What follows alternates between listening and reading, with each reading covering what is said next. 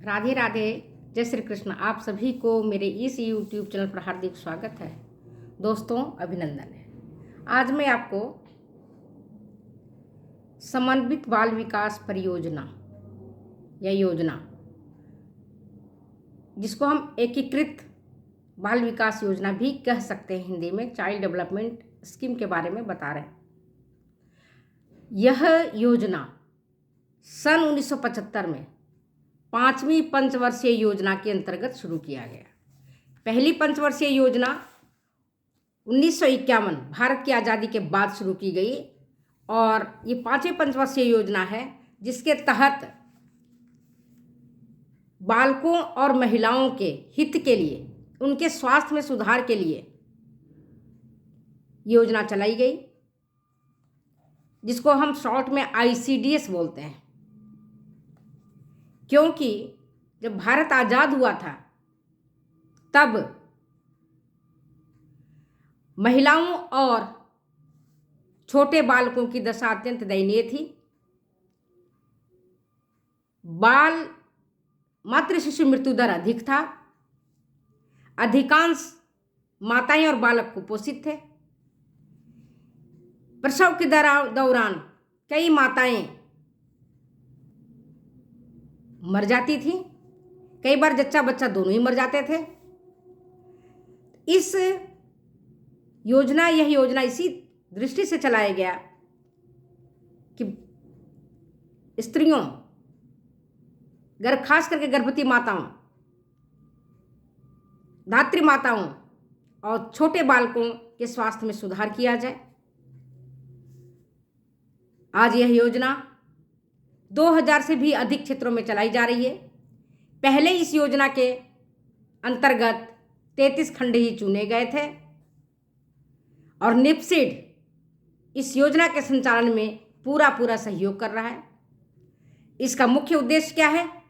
इसके मुख्य उद्देश्य हैं 6 उद्देश्य में पहला है 0 से 6 वर्ष के बालकों के स्वास्थ्य स्तर में सुधार लाना।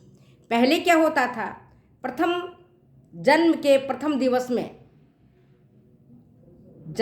प्रथम वर्षगांठ बच्चे नहीं मना पाते थे और काफ़ी बच्चों की मृत्यु हो जाती थी। यहाँ तक कि 30 to 40% बच्चों की डेथ हो जाती थी। 0 से 5 वर्ष के बालक, उनकी भी मृत्यु ज़्यादा होती थी। तो 0 से 6 वर्ष के बालकों के स्वास्थ्य स्तर में सुधार लाने के लिए इस योजना को चलाया गया। पहला काम था। और जब स्वास्थ्य, दूसरा रटने वाली बात नहीं है, पहला क्या है? 0 से 6 वर्ष के बालक के स्वास्थ्य स्तर में सुधार लाना। दूसरा है बच्चों के पोषण स्तर में सुधार करके बाल मृत्यु दर की रोकना। तीसरा है बच्चे को जो 6 जानलेवा रोग हैं, जानते हो आप, टेटनस, पोलियो, है ना, डिप्थेरिया, क्षय रोग, तो 6 जो जानलेवा रोग हैं, जो 6 संक्रामक रोग हैं, उनसे बचाव के लिए समय पर टीकाकरण करवाना, बालकों का स्वास्थ्य परीक्षण कराना, माताओं का स्वास्थ्य परीक्षण कराना, बच्चों को मॉर्बिडिटी और मोर्टिलिटी और माल न्यूट्रिशन, इनसे बचाना। कुपोषित बालक जल्दी ही बीमार हो जाते हैं और अनेक प्रकार की स्वास्थ्य समस्याओं से जूझते हैं। और जो छठा कार्य था, गर्भवती और धात्री माता के पोषण स्तर में सुधार लाना और इसके लिए पोषण स्वास्थ्य शिक्षा प्रदान करना और साथ ही पोषण प्रदान करना सरकार की ओर से उनको दिया जाता है। इसका काम क्या है? बाल विकास परियोजना का। कई एक लड़की ने पूछा था, मैडम ICDS का सेवा होगा या योजना होगा? ये परियोजना होगा। फुल फॉर्म समन्वित या समेकित या एकीकृत, कुछ भी लिखोगे सही होगा, हिंदी में सब पर्यायवाची हैं। इंटीग्रेटेड चाइल्ड डेवलपमेंट स्कीम,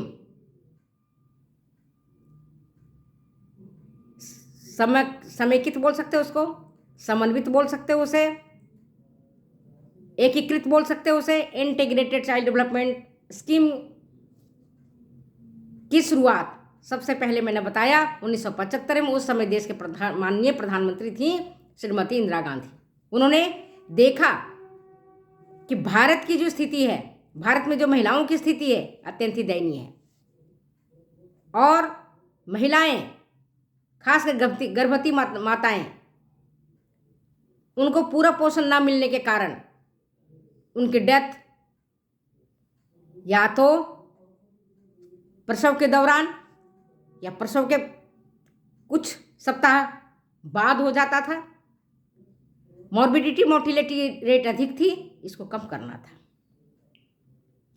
अब देखो कार्य क्या है, जो उद्देश्य है उसी से संबंधित हम एक कार्य देखेंगे। रटने वाली बात नहीं है, रटोगे तो भूल जाओगे। 6 उद्देश्य हैं तो उसका कार्य भी उसी अकॉर्डिंग होना चाहिए। पहला उद्देश्य क्या है? 0 से 6 वर्ष के बालकों के स्वास्थ्य स्तर में सुधार लाना। तो उसके लिए काम क्या करेंगे? केवल हमने किताबों में लिख लिया, किताब हमने परियोजना बना ली, हमने बातें कर ली, इससे तो काम नहीं होगा ना। काम होगा बालकों के स्वास्थ्य स्तर में अगर सुधार लाना है तो उनके लिए टीकाकरण की व्यवस्था करनी होगी, वैक्सीनेशन का इंतजाम करना होगा, माताओं और बालकों को टीकाकरण करवाना होगा। जैसे प्रसव के दौरान कई बार माताएं मर जाती हैं, उनको टिटनस भी हो जाता है, तो गर्भवती माता को टिटनस का सुई लगवाना। छोटे बालकों को जन्म के पश्चात, जो मैंने बताया 6 संक्रामक रोग हैं, उनसे बचाव के लिए टीकाकरण करना। इसके लिए टीकाकरण शेड्यूल बना करके देना ताकि भूले नहीं। माताओं को हाथ में देना, उनको जागरूक करना कि भाई जन्म के समय टीबी का टीका लगेगा, इसके बाद पोलियो की खुराक पिलाई जाएगी, इसके बाद डीपीटी का टीका लगेगा, कौन सा टीका कब लगेगा, वो सारे चार्ट बने रहते हैं। उस चार्ट को आपको देखिए और वहाँ पर आंगनवाड़ी सेंटर से इसके लिए है, वहाँ चले जाइए और वहाँ पर टीका लगवाइए। और दूसरा, केवल टीकाकरण नहीं करना बल्कि माताओं और बच्चों के पोषण स्तर में सुधार लाने के लिए भोजन उपलब्ध करवाना। खिचड़ी है, दलिया, फ्रूट, रोटी, दाल, बदल बदल करके, वर्तमान में तो बदल बदल करके आंगनवाड़ी सेंटर्स में बच्चों को और माताओं को दिया जाता है खाने के लिए। कभी खिचड़ी, कभी दलिया, कभी सत्तू, कभी लड्डू, कभी फ्रूट, ये सारी चीज़ें छोटे बालकों और माताओं को खाने को दिया जाता है। क्यों किया गया? ये खास करके इसकी शुरुआत ग्रामीण इलाकों में किया गया कि गांव के लोग वंचित रह जाते हैं, उन्हें नहीं मिलता है, पोषण भरपूर नहीं मिलता है। इसको रोकने के लिए, और जो स्लम्स में लोग भी निवास करते हैं, झुग्गी झोपड़ी में निवास करते हैं, उनमें निवास करने वाले गर्भवती और धात्री माताओं को पोषण प्रदान किया जाता है, क्योंकि अमीर घर के माताएं और बच्चे नहीं खाएंगे, आपको पता है। इसके लिए टारगेट ग्रुप, लक्ष्य ग्रुप रखा गया, उनकी पहचान की गई। आंगनवाड़ी कार्यकर्ता जाती हैं घर घर, उनको मोटिवेट करती हैं, उनको आइडेंटिफाई करती हैं कि कौन टारगेट ग्रुप है, किसको हमको इसमें जोड़ना है, कौन गर्भवती माता है, कौन धात्री माता है, उसकी पूरे का पूरा उनके पास पूरा डेटा रहता है। उस डेटा के अकॉर्डिंग वो काम करती हैं। इसके बाद तीसरा क्या काम है? बच्चों को 0 से 6 साल के बच्चे हैं, मतलब 3 से 6 साल का बच्चा मान लो, जो स्कूल अभी नहीं जा रहा है, तो स्कूल पूर्व अनौपचारिक शिक्षा प्रदान करना, informal education for pre school children. 3 से 6 साल के बालकों को खेल खेल में, कहानी के माध्यम से, रोचक तरीके से उनको पढ़ाना, छोटे बालकों को। माताओं को भी नॉलेज देना, पोषण से संबंधित, हेल्थ से संबंधित उनको जानकारी प्रदान करना, और पोषण एवं स्वास्थ्य शिक्षा प्रदान करना। पोषण स्वास्थ्य शिक्षा किसको देंगे? छोटा बच्चा तो सीखेगा नहीं, उसको क्या लेना देना है? सीखेगा कौन? माताएं सीखेंगी। तो पोषण और स्वास्थ्य शिक्षा माताओं के लिए। और प्रशिक्षण किसको देंगे? माताओं को। किस तरह से हम फूड प्रिपेयर करें ताकि उसका लॉसेज कम से कम हो। काय की लॉसेज होती है? विटामिन्स की। कौन सी विटामिन्स? जो जल में घुलनशील होते हैं। उन विटामिन्स को कैसे हम बचा सकें, how to cook the food, how to preserve the food, है ना, किस तरह से भोजन को संदूषित होने से बचाएं, ये सारे चीज़ें सिखाई जाती हैं। तो इसके लिए टीकाकरण के लिए आंगनवाड़ी केंद्र में एक कार्यकर्ता होती हैं जो खास करके महिला होती है, जो गर्भवती और धात्री माता और शिशु को स्वास्थ्य, शिक्षा और पोषण के संबंध में विविध प्रकार की सेवाएं प्रदान करती हैं और उनकी सहायता करती हैं। उनके अंदर जो क्वेरी होता है उनको वो शांत करती हैं। और आंगनवाड़ी कार्यकर्ता के मूल्यांकन के लिए आंगनवाड़ी सुपरवाइजर होते हैं। ठीक है, ये काम टीकाकरण के अंतर्गत किया जाता है। दूसरा आपका पूरक आहार, सप्लीमेंट्री फूड दिया जाता है। किसको? बच्चों को और माताओं को। जो निर्धन वर्ग के बालक हैं, जो निर्धन वर्ग की माताएं हैं, उनको निःशुल्क भोजन उपलब्ध करवाया जाता है 1 से 6 वर्ष की आयु के बालकों को, और उन्हें बदल बदल करके फूड उपलब्ध करवाया जाता है। 1 वर्ष में पूरक आहार 300 दिन दिया जाता है। 365 दिन का 1 साल होता है।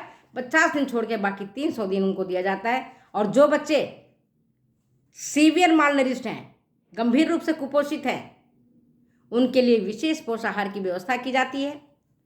पूरक पोषाहार में जैसे आपको मैंने बताया, भुना चना, मूंगफली, दलिया, खिचड़ी, चावल दाल, अंकुरित मठरी आदि भोजन उनको वितरित किए जाते हैं। और तीसरा, स्कूल पूर्व बालकों के लिए अनौपचारिक शिक्षा दी जाती है। उन्हें आंगनवाड़ी केंद्र में बुलाया जाता है। खेल खेल के माध्यम से रोचक तरीके से उन्हें पढ़ना लिखना सिखाया जाता है। इसके लिए आंगनवाड़ी जो कार्यकर्ता है उनको विशेष रूप से प्रशिक्षित किया जाता है कि आप किस तरह से बच्चों को पढ़ाएंगी, किस तरह से बच्चों को आप रोचकता उत्पन्न करेंगी उनमें। और इसके बाद चौथा है पोषण में स्वास्थ्य शिक्षा। पोषण और स्वास्थ्य शिक्षा किसके लिए? मैं फिर से दोहरा रही हूँ, पोषण और स्वास्थ्य शिक्षा किया जाता है गर्भवती और धात्री माताओं को केंद्र पर, आंगनवाड़ी केंद्र पर 2-3 महीने में एक बार बुलाया जाता है। उन्हें संतुलित और पौष्टिक आहार संबंधी बातों की विस्तृत जानकारी दी जाती है। उन्हें समझाया जाता है, अभी मैंने बताया कि how to cook the food, how to take care of the baby. आपके छोटे बच्चे हैं, उसका देखभाल आप कैसे करेंगे, उनका केयर कैसे लेंगे, ये सारे काम करवाए जाते हैं। उनको केंद्र पर हर दूसरे तीसरे महीने बुलाया जाता है और विस्तृत जानकारी स्वास्थ्य और पोषण से संबंधित दी जाती है। इसके बाद जो 5वां कार्यक्रम है यह है प्रशिक्षण। समन्वित बाल विकास योजनाओं के सफल क्रियान्वयन के लिए समय समय पर किसको प्रशिक्षण दिया जाता है? आंगनवाड़ी कार्यकर्ता को, आंगनवाड़ी सुपरवाइजर को और बाल विकास परियोजना अधिकारी, जिसको हम कहते हैं CDPO, child development project officer, और आंगनवाड़ी ट्रेनिंग सेंटर के इंस्ट्रक्टर को प्रशिक्षण दिया जाता है ताकि वे विभिन्न कार्यों का संपादन कुशलता और निपुणता से कर सके। अब देखें इसमें इसके फायदे क्या हुए। फायदा ये हुआ कि स्वास्थ्य स्तर सुधरा। किसका स्वास्थ्य स्तर सुधरा? छोटे बालकों का। और किसका स्वास्थ्य स्तर सुधरा? माताओं का। दूसरा फायदा क्या हुआ? मोर्टिलिटी मॉर्बिडिटी रेट में कमी आई। माताएं जागरूक हो गई। पहले आंगनवाड़ी कार्यकर्ता उनके घर जाते थे, बच्चों को किस तरह से पाला पोसा जाए इसके बारे में बताया जाता था। अब माताएं खुद जागरूक हो गई, सेंटर खुद जाती हैं और बहुत सारी चीज़ें सीख के आती हैं। बच्चों को कैसे परवरिश करना है वो करने लगी हैं।